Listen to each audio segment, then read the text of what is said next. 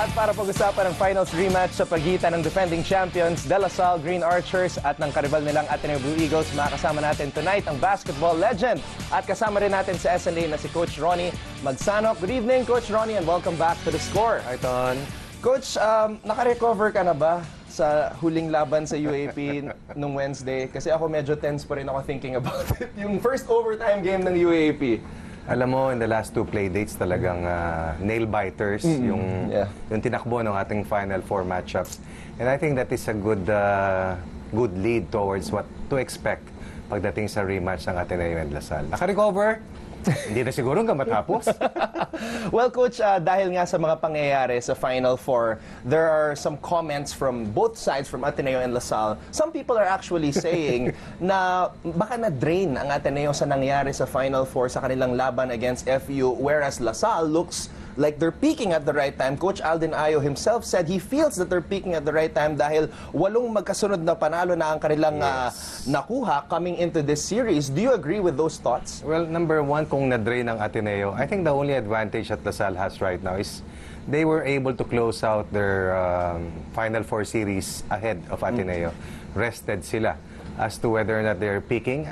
With regards to the numbers and the way they have performed, they are the better second-round team compared to the Eagles dahil unbeaten sila since the start of the second round. Peaking, I guess, yes. But I think it's their recommitment towards their defensive intensity that has set them apart. That's why meron silang 8-game winning run. For Ateneo, na-drain, nothing is easy in the Final Four. I think the preparation goes 9 months earlier dun sa mga ganitong klaseng sitwasyon. Alam ni Coach Tab, hindi madaling lusutan ng FEU. At what they need right now is a quick turnaround because it's not easy to prepare against a team that has depth na mayroon itong La Salle. Pero nandyan na yan eh. Same situation as last year. The only thing that probably motivates them to prepare harder and come out of a little soreness and pagiging pagod is they are up against their nemesis. Their green, the kryptonite, ika nga, para sa Ateneo ang team ng La Salle. Last year, Ateneo's kryptonite was Jeron Teng. There were a lot of plays na kinuha na lang ni Jeron ang bola going one-on-one. But this year, I think the biggest loss is obviously the King Archer, Jeron. So who do you think can fill in the shoes that of Jeron Teng? Do you think guys like Richie Rivero and Aljon Melesio, yung mga creators nila, can somewhat make up for his absence this time in the finals? Totally different when you talk about comparative numbers between Jeron Teng, Richie Rivero, and the rest of the Archers that you mentioned, simply because last year was the 5th year already for Jeron Teng. Previous to that, he already was able to win 1 title with La Salle under Coach Juno Sauler. Different in terms that dominant, single-handedly can score over 30 points. But Richie Rivero and the other perimeter players such as Karakut, Melesio, even Jologo, they have to be able to get a collective effort. Perimeter scoring, ability to get to the line, to be able to approximate what Jeron Teng was able to provide last year. Dahil mabigat eh, massive scoring talaga eh.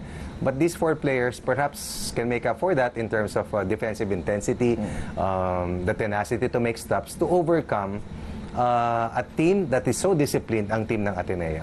And despite not having a superstar-like player, many people are saying that Ateneo wins with their collective efforts. Sinabi mo nga, Coach Ronnie, very disciplined team. Itong kupunan ni Coach Tab Baldwin. But if there's any player that you see who could be a superstar in the making, aside from 3rd Ravenna and Matt Nieto, meron pa bang iba na pwedeng mag-step up dito sa final? Sino na nakikita mong may potential? Right now, I think Chibuse Ike and George Go have proven that they are up to the task when you talk about performing in the big scene. No? They had a disappearing act in game 1 of the Final Four, but yesterday, or in that final phase of versus FEU, close to 30 points and nearly 20 rebounds combined. So, I look at the front line simply because the perimeter players of Ateneo are already proven. Day in, day out, someone will step up. Not just 30. It can be Anton, it can be Joel Mendoza, of course, the Nieto brothers, at any given time to help Ateneo win. But the front line has to matter integrally for La Salle simply because Ben Embala, Santi Santillan, Butrater, and even Justin Baltasar are the most massive front line there is in the UAP. Difference maker can be George Go once again.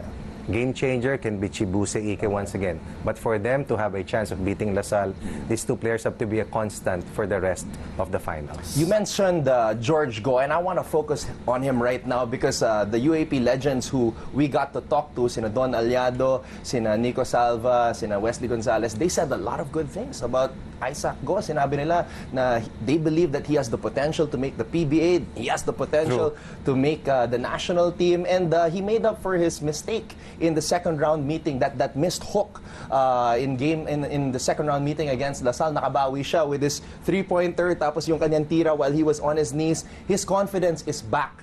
And do you agree with those statements na he has the potential to make it big in the Philippine basketball scene and tomorrow in the finals? Well, without a doubt. I had a chance to work with George about 3 years ago. One thing that you notice about this young man, he's well-raised. Number two, he's very, very, very, very smart. Ang hirap ng course na kinukuha niya sa Chemistry Ateneo. ba? Oh, napakahirap. I don't recall the exact course, pero remember that it comes from Xavier. Pinanggalingan ni Chris Chu, pinanggalingan ni Tyler Teo. Talino yung bata eh. Ang importante kay George, unathletic, pero napakatapang, ang lakas ng katawan. At saka, one thing that you cannot teach, is a 5-man who can shoot the basketball from way afar, and that is a plus. To make it to the PBA, in time, I think he'll make it. Because he figures things out. And I think the entire roster ni Coach Tab, the training goes beyond the skill sets. I think it's the ability to navigate through the noise, to understand what things are supposed to be done in a difficult situation. This is something that they built and something that George has in his DNA. Maano yung bata eh. Hindi mo napapansin kasi hindi mataas tumalon, hindi mabilis tumakbo. But pag tinignan mo yung efficiency rating, lagi siyang mataas. Kasi nag-iisip siya eh. He's a thinking player.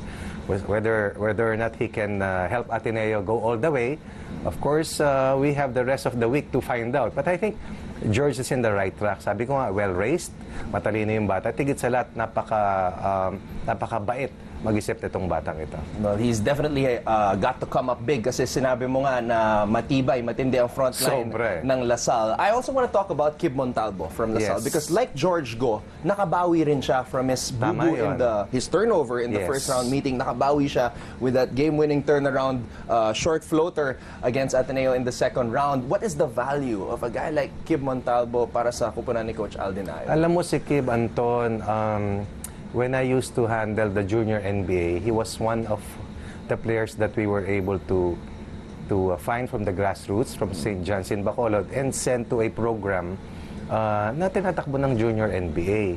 From then on, I identified him as a future star. I never thought that Kib would be the big star that he is, but what I'm seeing right now is going to be an even bigger star in the next few years. Dahil one, he's a two-way player.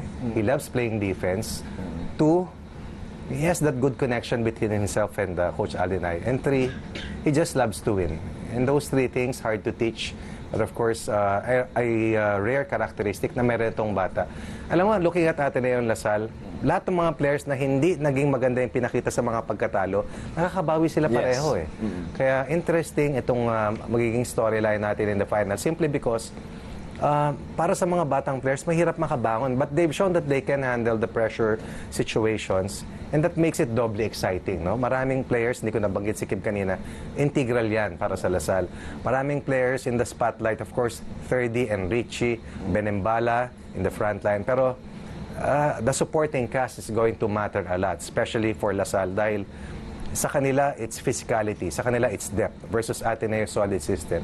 You have to shake the system like FEU did in the first game of the series to at least get some doubts inside that system. Para naman sa LaSalle, you have to choke that depth, that talent to get the best out of them. So it's a complete contrast.